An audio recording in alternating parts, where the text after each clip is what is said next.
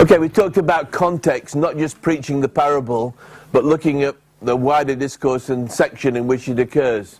So what is the context? Why did Jesus tell these parables? Anybody from any group, just speak up. Yeah? Scribes and Pharisees grumble, this man receives sinners and eats with them. So yeah, that's correct. Verse 1 is the absolute key to this. Now, the tax collectors and sinners were gathering round him. Then the scribes, Pharisees and the teachers of the law muttered, this man welcomes sinners and eats with them. It's a lovely word, muttered. It's an onomatopoeic word in Greek. It sounds like it is. It's the word gone goods though, so it's, you get the idea they were muttering in the background. Very interesting book written by a guy who teaches at London School of Theology. And his thesis is, Jesus was killed because of the people he ate with. It's called Mealtime Habits of the Messiah. It's an interesting book. And to us that's not important, but for Jesus, the fact that he ate with people regarded as sinners and outcasts, because the religious establishment divided everybody into the righteous and sinners. They were the righteous, all the rest were sinners. So the fact that Jesus met with these people and fraternized with them, they stood outside the parties, grumbling and muttering against Jesus. So he then says, then Jesus told them this parable, and there are 3 parables, all on the same theme.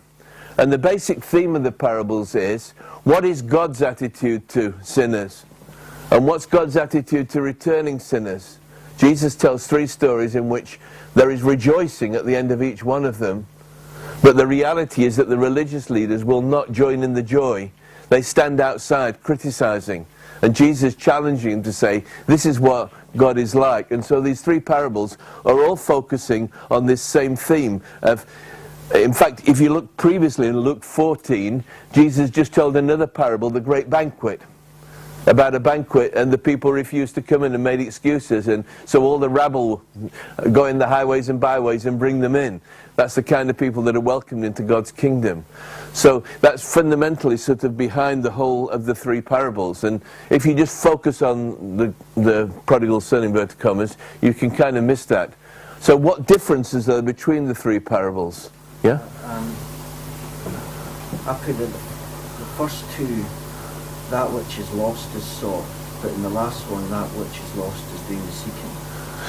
That's an interesting insight. Yeah, the first 2, what is lost is sought, and the third one, the initiative is on the, yeah. Just about the grace of God, that there is a human response. Yeah, there's a human response as well. That's an interesting insight. Is there any significance in the numbers, 100, 10 and 2? Anyone into numerology or anything like that? No. In the first case, 1 out of 100 sheep were lost. Yeah. In the second case, 1 out of 10 coins was lost. Yeah. In the third case, 1 out of 2 sons is lost. Yeah. So the significance is both in the nature of what it is that's lost, yeah, as well as in the percentage of the total that's lost. Yeah. So if you don't get the point the first time through or the second time through, yeah, the third time through is enough to really drive the point home. Yeah. Yeah, there is a gradual development in the story, in particular the third one, which we'll come to in a moment. There may well also be some significance in the reason for the lostness. It's been suggested that the sheep was lost through waywardness, because sheep tend to wander. The coin was lost through carelessness, but the son is lost through willfulness. He chooses to get lost. It's an interesting kind of development in the 3 stories. But the more you read this chapter, the more brilliant you see what the teaching of Jesus is. I mean, there's just an amazing depth in it. So when we come to the 3rd parable, what is the significance of the Elderson in the parable? This is an added dimension. You don't get this in the first 2, but then suddenly you get this 3rd one with an Elderson in it as well. It would seem that the elder son has been compared with the Pharisees. Exactly. Yeah. Had excluded people from God's kingdom, and the elder brother didn't want the son back, the brother back. Yeah, yeah. So the elder son represents Pharisees. So he tells the first 2 stories, and then the 3rd one, it's an extended story, and suddenly he's right into this story, and suddenly you get this elder son in it, who clearly represents the people who will not join in the banquet. So there's this rejoicing. The father rejoices, and there's a big party in the community, and the elder son comes in, and he's really angry, and he stands outside, and he refuses to enter the party. And this is a picture of verse 1 and 2, that the scribes, the Pharisees, are standing outside. They will not join the party. And the challenge to them is, but we had to celebrate. It's of the nature of God to rejoice and celebrate. What insights from Jewish culture might add to our understanding of this parable? If you've read on this, you might know some of the... Anyone got anything you've read upon? Asking for the estate is wishing for his father to be dead. Yep. When he says, Father, give me the portion of goods that falls to me, here's me quoting the authorized version from my background. When he says, give me the portion of goods, this is bringing great shame. It's a real snub to his father, because you wouldn't normally get that in this culture. And Bailey shows in that kind of culture, he goes round and asks people in the Middle East, what would you think of a son who did this? Shame upon him, He's really saying to his father, I wish you were dead. All right? And it's much stronger than in our culture, where you might think, well, your dad will say, all right, then, if you're not going to get it when I'm dead, I'll give it you now ahead of time. There's a huge amount of shame involved in it. Any other insights on that? The other obvious one is the pork, and the Jewish, equivalent. This was an abomination for him to end up feeding. Yeah, absolutely. Ending up feeding pigs is really the pits, literally. Absolutely. God promised to bless his people in the land, to bless the people who obeyed the law, to bless people who honoured their parents. Uh-huh. The prodigal. Yeah, the prodigal. Yeah, he rules himself out of all that by his behaviour, by disobeying the law, and the law's respect for parents, which is much stronger in Jewish culture even than ours. There are also some other interesting insights into it. One of them is the father running. That old people and elderly people out of respect don't run in that culture. And it's a real sign of the father's condescension that he runs to greet the son. And again, Bailey shows in his book how remarkable that is, and it's a sign of the condescension of the father. And I don't have time to go into all the details, but Bailey's thesis is that the son is not truly repentant. When he comes back from the far country, he's still wheeling and dealing and thinking, well, I can go back and be one of the hired servants. And then he's overwhelmed by grace when he starts his speech and he doesn't even finish it. And the father says, bring best robe, put the sandals on him, rejoice, my son has been restored. And he's overwhelmed. It's a sign of the condescension of the Father, of God's amazing grace, that even when the son is still trying to sort of, get back in his favour of his father, it's just grace that brings him back in. Are there any Old Testament echoes in the parable? This is a really interesting question, that when you read the New Testament, there are often echoes from the Old Testament. And there's a really significant echo here in the Old Testament. If you were familiar with the Old Testament, what Old Testament story would you think of when Jesus told this story? Esau? Yeah, there's the story. There's the story of Jacob and Esau. There's Isaac the father. He's got two sons, an older one and a younger one. And the younger one runs away. And what does the elder one think? He's really mad. That's why he runs away, because he's going to kill him. There are all sorts of echoes with it. So it's a fascinating book. There's a lot of research on this. Bailey's written a book called Jacob and the Prodigal, in which he looks at the background and the comparison between the story of Jacob and the prodigal. And he finds 51 points of similarity between the two stories. And you think, I've read this story all my life, and there's stuff in there that you just never kind of thought of, So it's really interesting echoes from the Old Testament and about God's grace in the story. Does the traditional title of the parable summarize its message? Well, it's almost certainly not, because it focuses only on the one son, the prodigal son. I was listening to some interesting alternative titles. Waiting Father. The Waiting Father, yeah? I think the focus is on the focus of the story is on the father. As in the other stories, the focus on the shepherd, on the woman who's searching. Here the focus is not on the prodigal, but is on the father. Any other suggestions? Titles? Thinking back to the 70s when they had the documentaries about the kids who were going away to London. Yeah. Johnny Come Home. And home being the father. Yeah.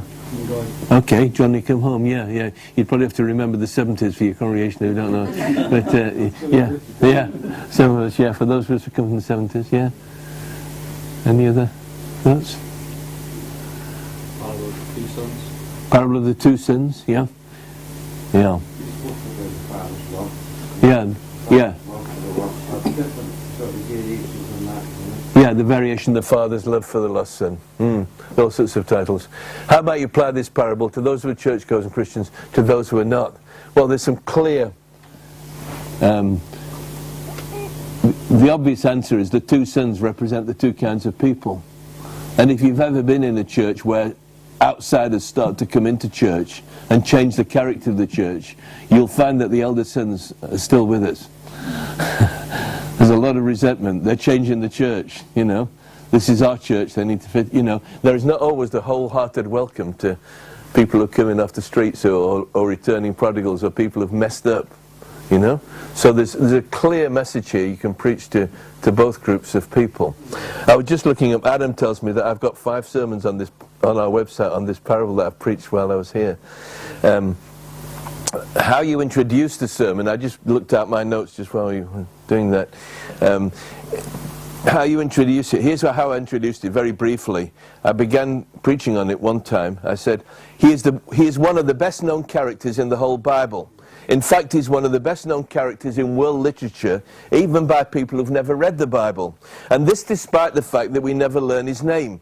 All you need to say are 3 words and most people know who you're talking about. The prodigal son. Yeah, I know, the one in the story Jesus told, left home with the family fortune, blew it on wine, women and song, ended up in a pigsty, went back home and his dad was so pleased he threw a huge party. Not many people know that he had an elder brother, which must have been very annoying for the brother concerned. It's bad enough having a famous brother, but far worse an infamous brother, and fancy giving his name to the parable. But there were 2 brothers in the story which Jesus told. The one who strayed and the one who stayed. Isn't that good, eh? But actually the main character in the story is neither of them. The main character is the father of the 2 boys, which is why I've called it the parable of the prodigal father. No, it isn't a misprint. Why prodigal father? You'll have to stay with me till the end of the sermon. And what I took was that the word prodigal not only means wasteful, it can mean over-generous. And using the picture of the father as somebody who's prodigal. So I preached on, I think I preached on the rebellious son, the resentful son, and the loving father, and tried to focus on those 3 main points of the 3 main characters. But there are various ways you can do this, but there's a huge amount of material being preached and written on the prodigal son. If you're familiar with Tim Keller, Church Redeemer in New York, he's got a whole series, a book now out on the prodigal son. He preached a whole series on the prodigal son. If you know Henry Newen, he's got a book called The Return of the Prodigal, which is not exactly sermons, and based on this is Rembrandt's picture of the Return of the Prodigal, which is just an amazing picture, one of my favourite pictures. And how many of you have seen this picture before? Yeah? Very famous picture. What you can't see on this, if you see the original when you go to St. Petersburg, it's in the Hermitage, in the museum. But what's really interesting about it, people don't notice, is Rembrandt has drawn the father with a male and a female hand. There's a strong male hand on his shoulder, and then on his back is a female hand, which is actually taken from another of his paintings. It's one of these really interesting paintings describing the 2 aspects of God's character, you know, the father and the mother as well. So interesting comment. Bailey's also got a lot of stuff, because you might not know this, but Rick probably knows this, that Muslims often use this story as an apologetic argument against the crucifixion and the death of Christ. Because they say this is just a good Muslim story of a boy who came back home and God is merciful, Allah is merciful, and therefore there's no cross in it, there's no gospel in it. And he shows very clearly that it used to be called the gospel within the gospel, this parable, and how you, because he lives in a Muslim context, how you address this to Muslims. That's a book called The Cross and the Prodigal, a little book, and it's well worth reading. It's a fascinating story.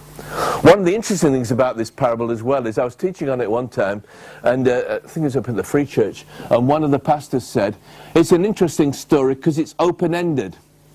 You never learn in the story what the elder son did. Did he respond to the father? The parable is left open-ended. But if you're preaching on this, you can point that out. But of course the reality is that the elder son never joined the party. Because the Pharisees never accepted Jesus. And the reality was that in the end the elder son, well, you can push an analogy, the elder son killed the son because they weren't happy with him, and because of his mealtime habits and other things. And so it's a kind of open-ended story, you know. Are you joining in the party? Are you celebrating? Or are you outside? Are you inside or outside? And the reality was, for the people of Jesus' generation, the elder brothers stayed outside and refused to join the party. And God invites you home to welcome you back. You know, are you willing and ready to come into his family? So interesting. Interesting. There's a huge amount of material. The more you read the parable, particularly the prodigal son one, the more you think, did I really ever understand this? You know, you keep reading it, and there's so many depths in there. It's just an amazing parable, and the way the three parables are developed. As you probably know, the one of the lost sheep is found in Matthew in a slightly different context. Because the critics say, you know, this is all shuffled around. Most of them have never been preachers, have used the same illustration twice in different contexts. Jesus using it in a slightly different context in Matthew, it's 18, is it?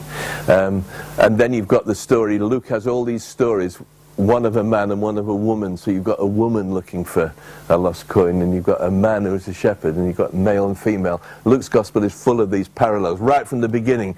If you look right in the beginning of Luke's gospel, you've got an elderly priest and a young woman, and the angel Gabriel appears to both of them. You know, for 400 years there have been no angels. It's been like buses, you know, and then three come along at once. And there's this, again, Luke's amazing contrast. An elderly priest in the temple, God says, your prayer has been heard, and he says, I don't believe it. And then you've got this young woman in her home, no prayer, nothing, and she says, be it unto me as I am the Lord's servant. You know, it's a wonderful contrast. And if you trace through Luke's gospel, you see all these parallels with men and women, and responses of those who expect to respond. The religious turn away from Jesus, but he welcomes in outcasts, and that's why Jesus tells these Luke includes these parables of Jesus welcoming lost sinners in, because that's his theme, that the gospel is for all people, the ones you least expect. And so you move on to things like we did it in our first workshop. You move on to stories like who were the first people to hear the good news about Jesus' birth? Shepherds. And you think, shepherds, they're nice cuddly guys on one man and his dog. No, they weren't. Shepherds in the first century were outcasts of society. They weren't allowed in the synagogue. They were regarded as thieves. There was even evidence they weren't allowed to give evidence in court because of their disreputable reputation. And suddenly it's shepherds who get the news first of all. And Luke says, it's good news of great joy for all people.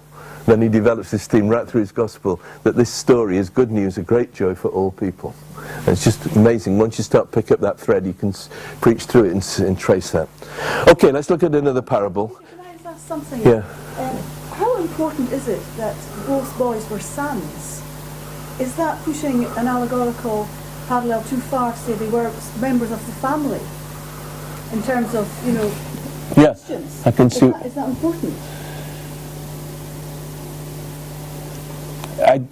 I'm not sure. Obviously, it's important for the story itself that they both had the same relationship. They were sons by birth. But I don't think you'd want to argue from this that if you're arguing evangelistically that both of them were saved, if you can put it in crude terms. I think the point is that one of them refused to accept the love of the Father.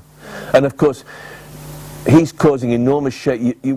Another thing we lose cultural impact is that by refusing to join the party, he's shaming his father in front of the whole community. It's not just that he's in a myth and he won't join in. In that culture, if you have a disagreement with your father, you sort it out privately. You don't snub him in public, which is what he did. So I don't think maybe, obviously it's important for the impact of the story that both these sons are two sons, but preaching evangelistically, you'd probably say, well, you know, the ones you least expect come into God's family and are welcomed back, and some of the others, you know.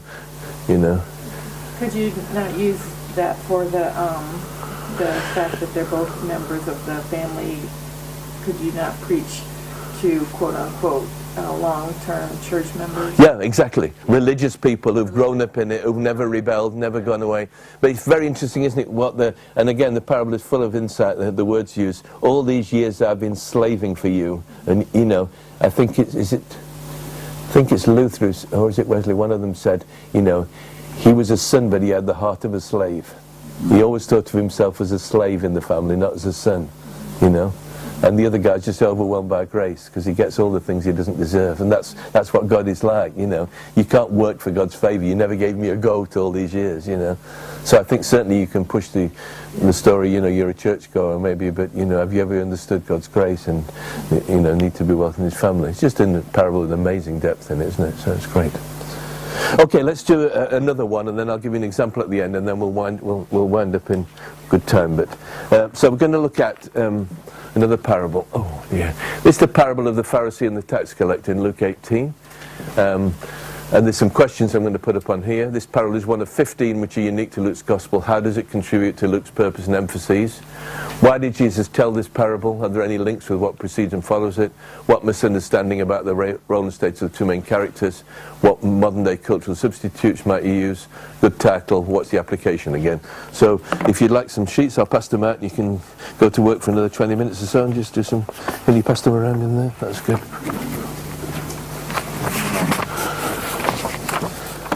Okay, let's come together and have a look at this second parable.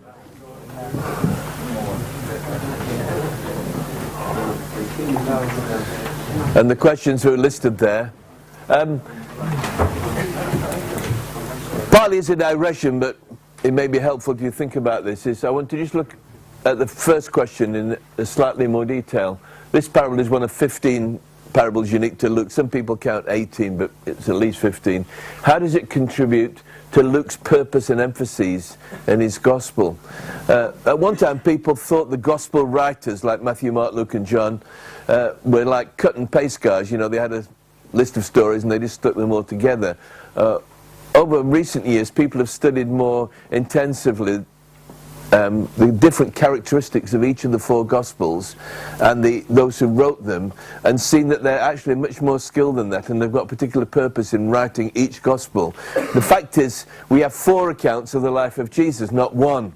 As a very early tradition in church history, about the middle of the 1st century, about 150, 160, a guy called Tatian wrote what was called a Diatessaron, looking at 4 things together, and tried to combine the 4 Gospels into one Gospel story. And you still get people do that today. But there's a lot of helpfulness by looking at why do we have 4 Gospels. I want to recommend a book that's very readable by a guy called Donald Bridge, who used to be the guardian of the Garden Tomb in Jerusalem. An interesting guy. It's called Why 4 Gospels, and it's a fascinating book, and it's very well written. It's just lovely and readable. It's a great book, and it's published by Christian Focus. Matt, remind me, if people order stuff, if you've been to this seminar and you want to order any Christian Focus publication, what do you put in the code? I think it's 2TIM4. If you put 2TIM4, I think you get 20%? You get 20% off any Christian Focus book. So if you just put on it 2TIM4 when you order anything from their website, you get 20% off. And this is a really interesting book to think about. Why do we have 4 Gospels? Let me just give you a brief overview, which may be helpful if you've never thought about this, because it's possible you've never really focused on that. We've got 4 Gospels. Let's just go through them very quickly. Matthew's Gospel is written for Jews. How do we know it's written for Jews? Old Testament. Yeah, there are lots of Old Testament back references, quotes, Hebrew words, and so on. The big question in Matthew's Gospel he's trying to answer is, who is Jesus? And he's trying to prove to his Jewish audience. He actually begins right at the beginning of his Gospel by telling them what he's going to prove. He begins by saying, I record the genealogy of Jesus Christ. He's the son of David, the son of Abraham. His great theme is that Jesus is the King of the nations, not just for the Jews. And so his first narrative story is about people coming from the faraway Magi to worship the baby Jesus. And of course Magi were, as the name suggests, Magi, M-A-G. If you add a C you get magic, and that's what they were about. Very interesting that writing a book for Jews you introduce magic men from the East. And the Gospel of course finishes with going to all the world, make disciples of all nations. And so the response that Matthew looks for, and this is a summary of his book, but is worship him. Those people came to worship Jesus. You then come to Mark's Gospel, and Mark is written for Romans. And the Romans, as you know if anything about the Roman Empire, the Romans were interested in action, what you actually did. What did this guy do? What did Jesus do? And the theme of the Gospel is that Jesus is the Son of God. That's how the Gospel opens. the gospel of Jesus Christ, the Son of God, because the Roman emperors were claiming in those days to be sons of God. And his response is, if he is the Son of God, then follow him. All right?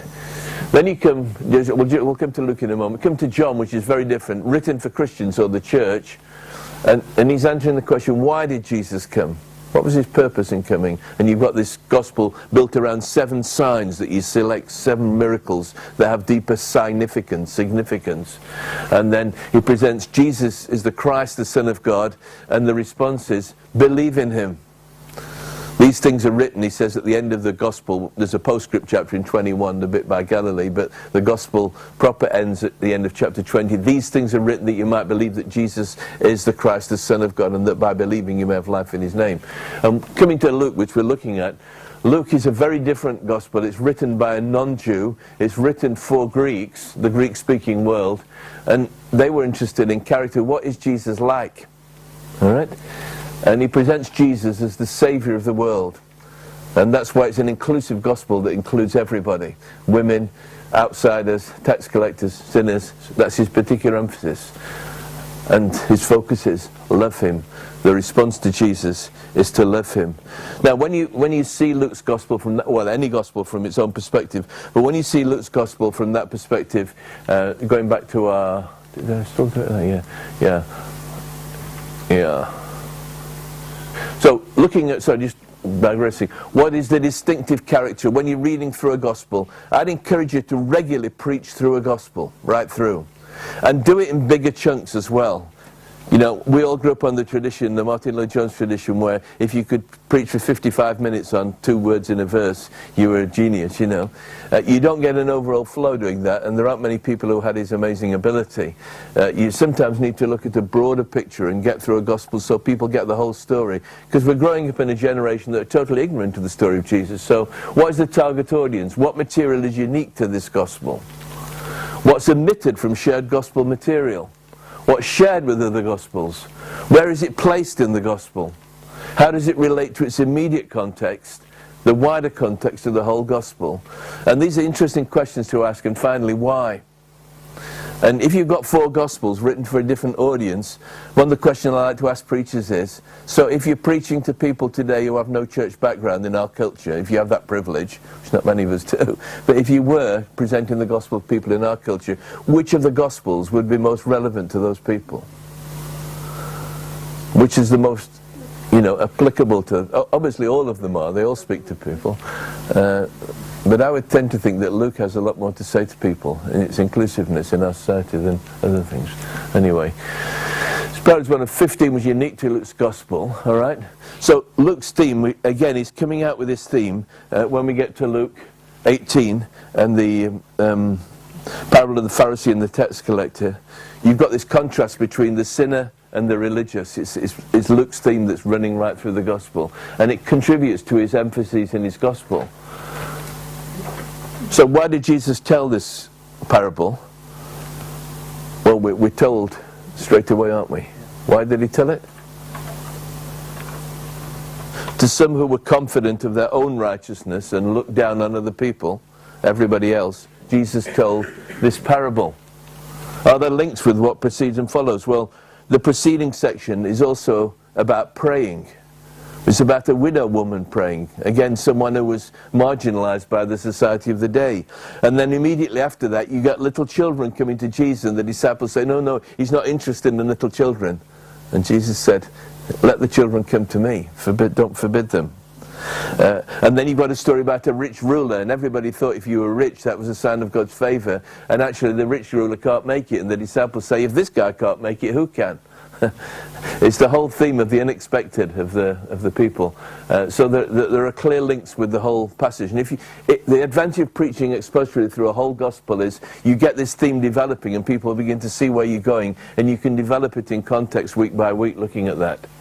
One of our group took it back to 1720 when there's a question about when's the kingdom coming. Right. And suggested that these were all actual answers of when the kingdom was coming, which I thought was brilliant. Well, that's interesting, yeah.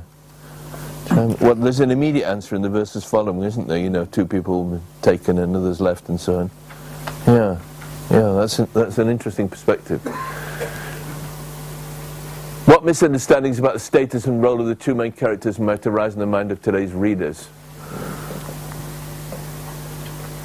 Well, who are the two people are a Pharisee and a tax collector. So if you said to someone who didn't have any church background, what's a Pharisee, what would they say? What would they say, or what would you say? No, what would they say? If you said, I'm going to tell you a story about a Pharisee and a tax collector. They wouldn't have a clue what Pharisee was. Well, they might do, because yeah, if they're reasonably literate, Pharisaical attitudes and so on. If they know anything, they'd say a Pharisee is a self-righteous person, you know, full of his own self-importance and religious, you know, his moral standing. And what would they say about tax collectors? Greedy. No, I mean, in our society, you think the Inland Revenue are greedy? Yes. Thank you, Donald. Yes. Well, you'd normally think they're a necessary evil. Okay. But in the society in which Jesus lived, tax collectors had a whole different status. They were collaborators with the Romans, traitors. So you've got these two people functioning in the story, and you need to explain. If you're doing the explanation model rather than the modernizing model of preaching a parable, you've got to explain to people before you start in, this is what it's actually about, okay? This is what the state of these people is. I was trying to think what modern cultural data substitutes might you use for the two main characters. Anybody?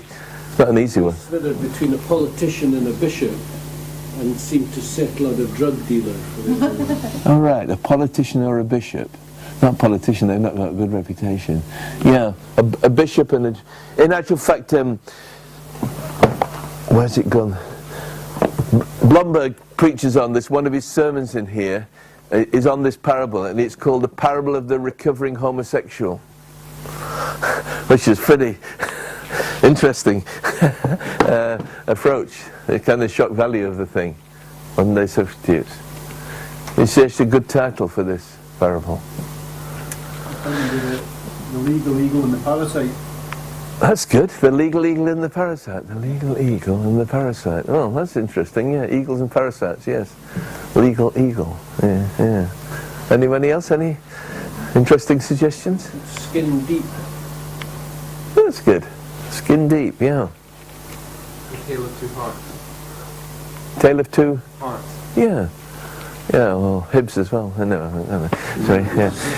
Two hearts. Yeah, that's good.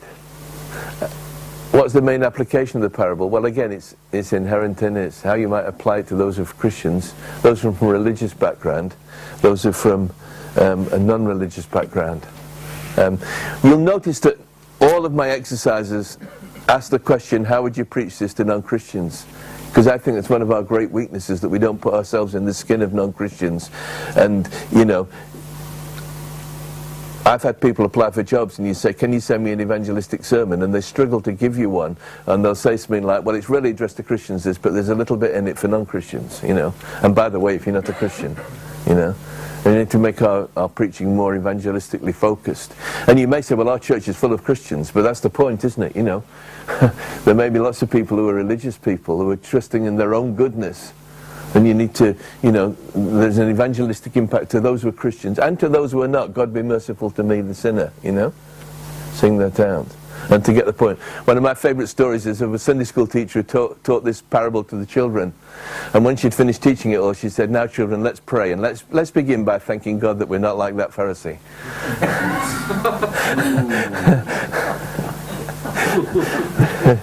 Which kind of misses the impact of the whole thing, doesn't it? Yeah. I think that, yeah. Why did I do that then? Okay, this is a risky bit. Okay, nearly finished, but what I thought I might do is, if you bear with me patiently.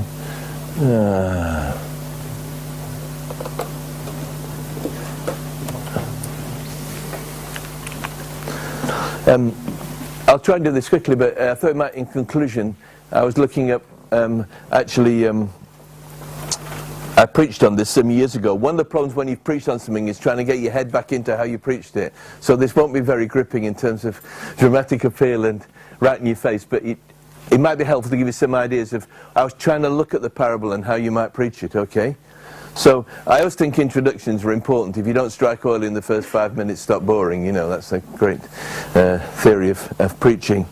So this is how I began the sermon, and you'll see what the title I chose from the parable itself.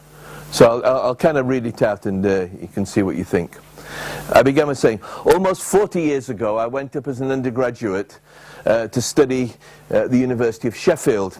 In my department, Biblical History and Literature, was located on the 6th floor of the new 20-story art block. To get to the 6th floor, or any floor of the 20 floors, you either had to climb up the stairs or use what was called a new system of lifts known as the Paternoster, probably because you prayed every time you got into it. In fact, due to the wonders of the internet, I've discovered this is not a new system, it's actually an ancient system as well.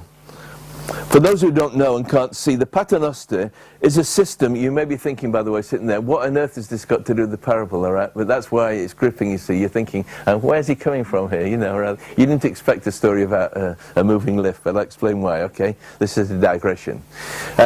For those who don't know, the Paternoster is a system of constantly moving two-person cabins, which slowly travel around a huge loop from the basement to the top and back down again. They're open-ended, so you simply walk or jump in, and it goes up slowly, and the left side is going up and the right-hand side is coming down. However, at very busy times on my 6th floor, we discovered we had a problem. All the ascending cabins, if we wanted to go higher, were full of people who were going higher than the 6th floor. So the only way you could go up was to go in an empty down cabin, which took you 6 floors down to the basement, and there was a big sign saying, do not worry, it does not turn you upside down. The only way you could do is to go in a down cabin, then down the bottom, up the other side, and then you could get back up beyond the 6th floor. Contrary to what you might have thought, the only way up was down. And on a far more important matter, Jesus taught that the only way up to God was down. Here's what he said. Here's how he put it. Everyone who exalts himself will be humbled, and he who humbles himself will be exalted. This upside-down world of God's kingdom was so contrary to public and religious opinion then and now that Jesus told several of his stories, parables, stories with a sting in the tail to make this point. And one of them, which is called the parable of the Pharisee and the tax collector, is recorded by Luke in his gospel. And then I read at that point, can I say, in most churches you do the reading and then you sometimes have a hymn and then you have the sermon. I often like to put the reading after the introduction, because if you read it before, the people who have heard it before think they already know the story, and those who haven't heard it before can't see the relevance of it. So what I'm trying to do is lead in to say, this story is important, so we're going to read it now, and you've hopefully enticed people into thinking about the issue in question. So I said, let's read it and explain it, and the point Jesus is making, not just to those who heard him first of all, but to us today.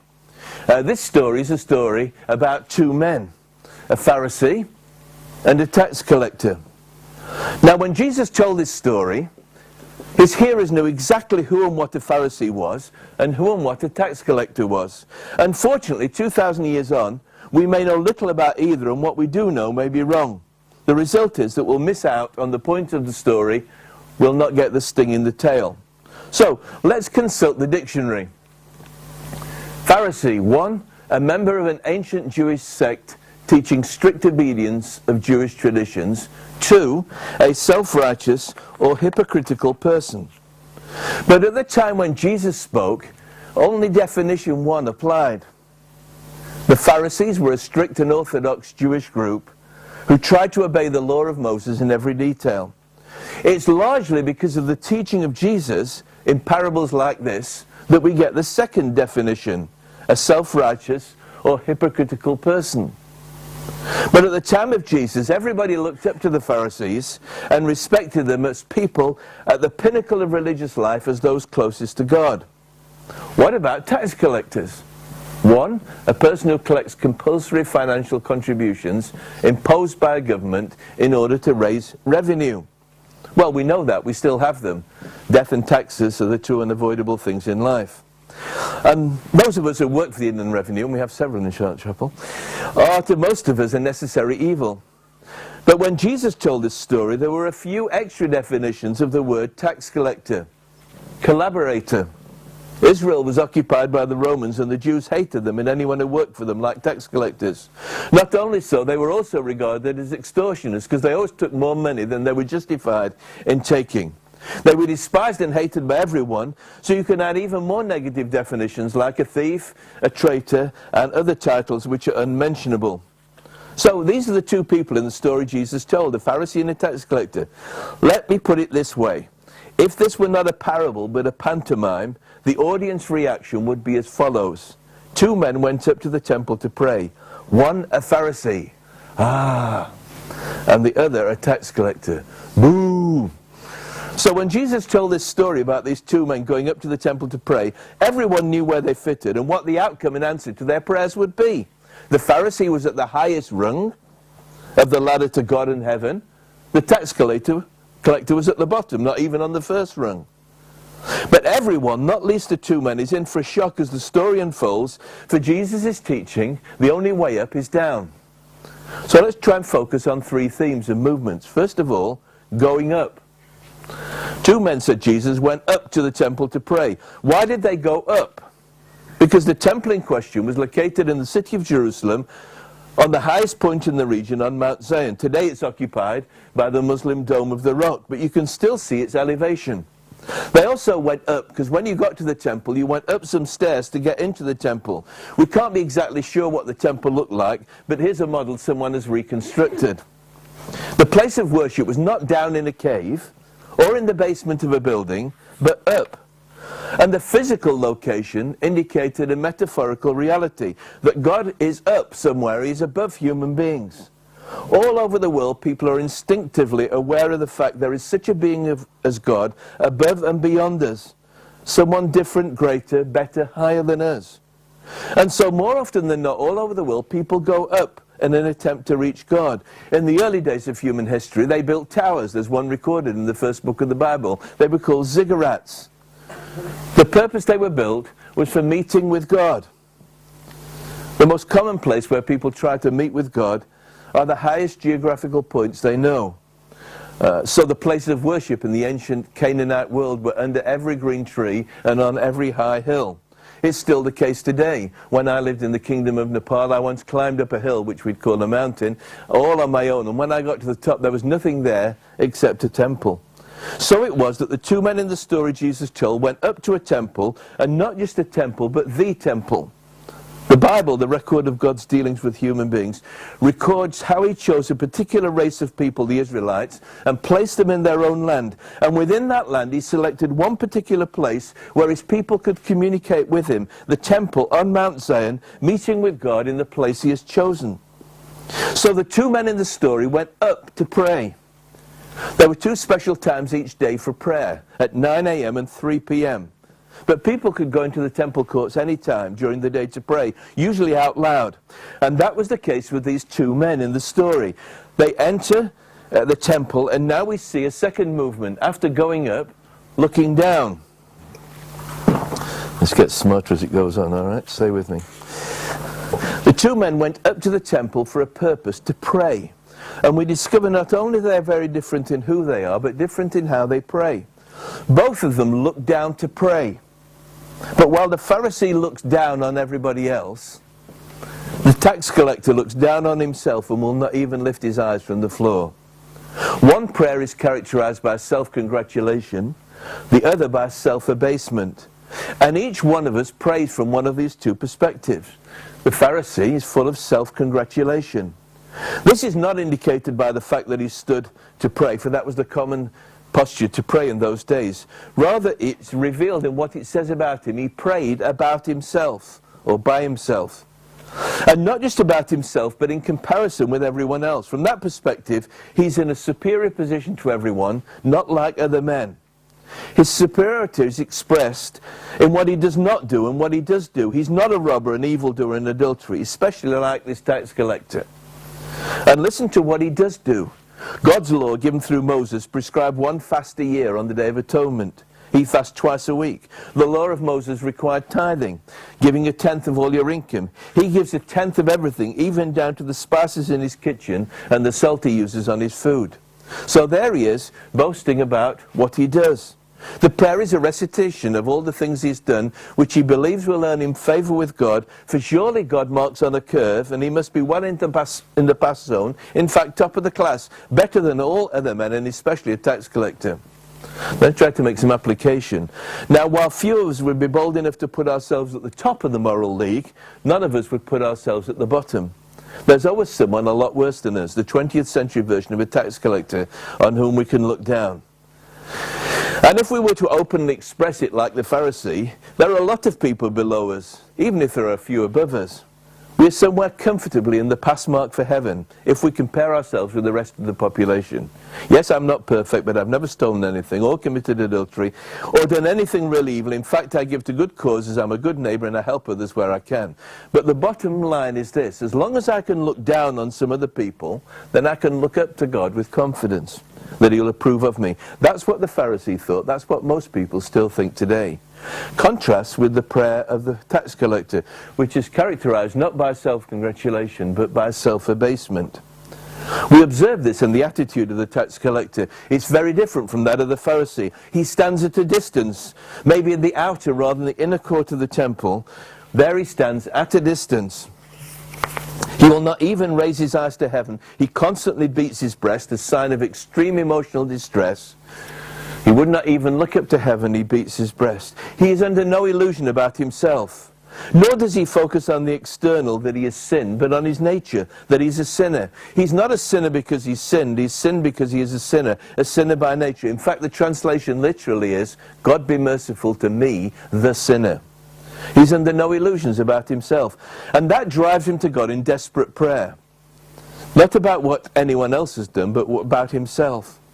While the Pharisee is complacent because he compares himself with other people, the tax collector is not concerned to compare himself with anyone else. Rather, he focuses on himself and his own problem. He is not just a sinner like everyone else. He is the sinner. He stands alone before God, guilty and without excuse. He has no mitigating factors to plead, no special circumstances to be taken into account. So he throws himself on the mercy of God as he expresses his only hope and his desperate need: God, have mercy on me. The word "has mercy" is not the common word used for mercy. It's an unusual word which means to appease someone, to be propitiated.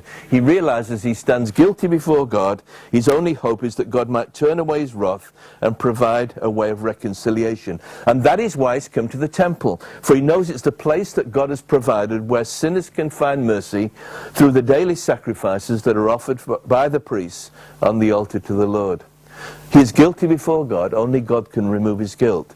So there we have them. The Pharisee prays to himself, the tax collector prays to God. Two very different people, two very different prayers. Now the important point in the story is, which prayer did God hear? Which person did God accept? And here's the final sting in the tail, the reversal of all that the hearers of Jesus and we might expect. Here's the final movement, which is upside down. Here's the verdict of Jesus, with which we began. I tell you that this man, rather than the other, went home justified before God. For everyone who exalts himself will be humbled, and he who humbles himself will be exalted. Jesus expresses God's verdict on these two men. The tax collector is justified. That means declared innocent. The verb is passive. It means something someone has done for us. It's the perfect tense expressing an action that's been completed. It is the judge pronouncing his sentence, acquitted, not guilty. And as the tax collector leaves the temple, his status before God has changed. He's now in a right standing with God, for his sin has been forgiven, his guilt has been removed. He humbled himself before God, and God exalted him. The Pharisee leaves the temple as he entered it, just in the same relation to God as before. Unjustified. He's still convinced of his own righteousness, still comparing himself favorably with other people, still estranged from God. His sin was not dealt with. His guilt remains. Jesus said, those who exalt themselves will be humbled. The word righteousness in this verse, this is what the context of is, to some who were confident of their own righteousness and looked down on everybody else, Jesus told this parable. The word righteousness and the word justified are from the same root. We either rely on our own goodness, our self-justification, or abandon any such attempts and throw ourselves on God's mercy, seeking his justification. The difference between the two men in the parable was that the Pharisee was conscious of his goodness, while the tax collector was conscious of his sinfulness. Martin Luther said there are only two sorts of people in the world: sinners who think themselves righteous, and the righteous who think themselves sinners. So here's the conclusion, the challenge, the sting in the tail. It's obvious. Am I like the Pharisee, or am I like the tax collector? Will you leave this place justified, in a right relationship with God, or unjustified, still estranged from God, trusting in your own goodness? How can you be justified, put right with God? Simply by praying what the tax collector prayed: God, be merciful to me, the sinner.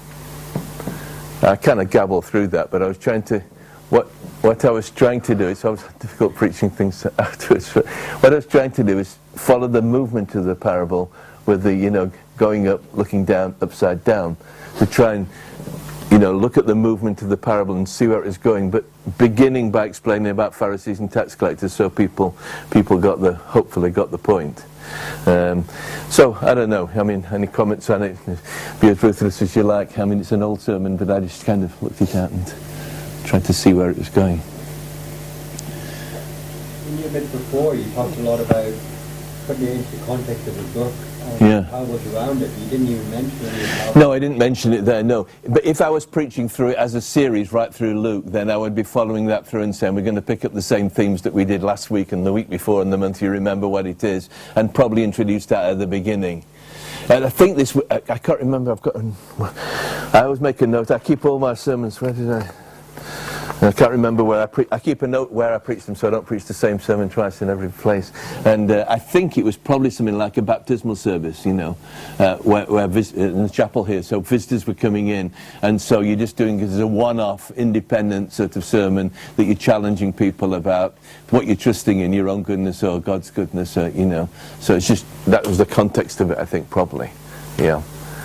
That's probably it. I think we preached through it when we preached right through Luke's Gospel. It's on our website, Good News of Great Joy for All People, right through a whole year and a bit. And then did Acts as well, because Luke and Acts follow on one from the other. So, good question. Any other comments? You're all sitting there. You've got a sermon at the end of it, so. Well, look, we've been, goodness me, nearly 3.5 hours, so thank you for your patience. Anyone, any other comments or things you want to talk about, or the parables? If you've got car parking for 4 hours, you're probably just going to make it in Edinburgh traffic. Good. Well, thank you so much for making the time to come. I hope it's been beneficial. What I will do is then I'll send, there's Another one.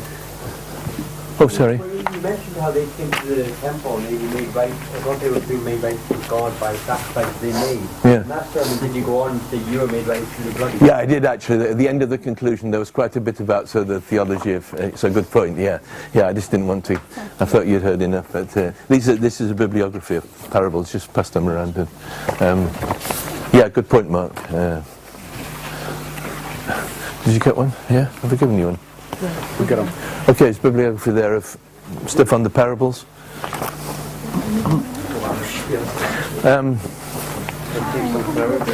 Sorry, there's plenty for everybody. If you got spare ones, just pass them around to the group.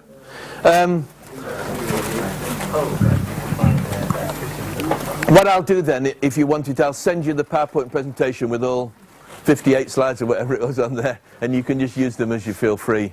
I'll send you the sermon as well with the PowerPoint. You don't have to use PowerPoint for preaching on sermons. My rule of thumb with it is, if you only hear it audibly, you have not missed anything by not seeing the pictures. They only reinforce what's already there. If you hear a sermon and the person says, "Look at this picture," and everybody roars with laughter, and you have no idea what it's about, then the image to me has overtaken the word. But if it reinforces it, it certainly makes people sit up every time they see a different slide on the thing. So just to try and use it in that particular way. So I'll send you the stuff for that, and we'll keep in touch with future events. We were planning all sorts of interesting things, but Matt will tell you as the chairman of the trust. So it's good to see Matt and Graham Watson as well, who's on the board as well of 2 Timothy 4. And we appreciate your feedback if you think it's been helpful or not, or if there are other things that you'd like to do. I'm kind of working on all sorts of ideas for next year and trying to run workshops maybe once every 3 months. What I'm planning my next one is, if I get round to it, is to do something on narrative preaching. If you know anything about preaching, it's a sort of trendy sort of way of preaching narrative. And there is a guy in Evangelical who does it regularly, which is Alec MacDonald at Buccleuch. He's written a book called Telling the Story, in the Free Church. So I'm hoping I'm going to write to him and see if I can get him to come and share some of his ideas. And looking at the whole theme of narrative and preaching stories, not just parables, but preaching through the Gospels. Because I think we spend too much time in the epistles, and people need to hear in our society the good news of Jesus because they're ignorant of the story. So we'll probably plan that. And then possibly things like looking at a book together, you know, like are we all interested in doing a series on a particular book of the Bible or a theme, and sharing and pooling ideas, resources, maybe networking in smaller groups around where you live and sharing ideas with one another, you know, just things like that might be helpful. So we'll work on it, but hopefully that's good. Yeah. Well, thank you for taking the time. Donald, he is chairman of our elders' court. Would you just come and pray at the conclusion? Would you mind? Thanks, Donald. Sure, you'd want someone, it's not really my job, but since I've been asked to stand up, I will dig it. I didn't do it for that reason, no. To thank Peter for, what must be, looks to me as a layman, a considerable amount of effort. And I'm just staggered at the amount of reading, and that's for one type of study on one area of Scripture. So, when you've got folks who are putting that amount of effort into the ministry, then you have every reason to expect the Lord's going to be committed and blessing that ministry. So it's a call to all of us to take our study seriously, I think. When you stand up and preach, you're not just looking at the verses and giving it some thought. There's a lot of work goes into it. That's so much appreciated. I'm sure all the churches that you represent in your outpourings in due course. So let's give thanks for what we have today. Heavenly Father, we thank you for gathering us together from different backgrounds, and yet all with the same common faith and love in the Lord Jesus Christ as our personal Saviour. And for the desire that we have in our hearts to spread that news to those who are already believers, but also to those who don't know, and to do it well, to do it effectively. So thank you for this resource you've made available, with Peter giving time for this, and for the trust too in their support financially and strategically. We just pray that as Peter continues this, and as we go back to our different churches, we might do so faithfully, ministering the Word of God to those who need to hear it. So we give thanks together now. Amen. Thank you, Donald, and please thank the elders for allowing us to use the building as well. It's been very helpful. If there's a load of money here, thank you. If anyone hasn't contributed who wants to, don't feel you have to, but if you want to, there's a thing here.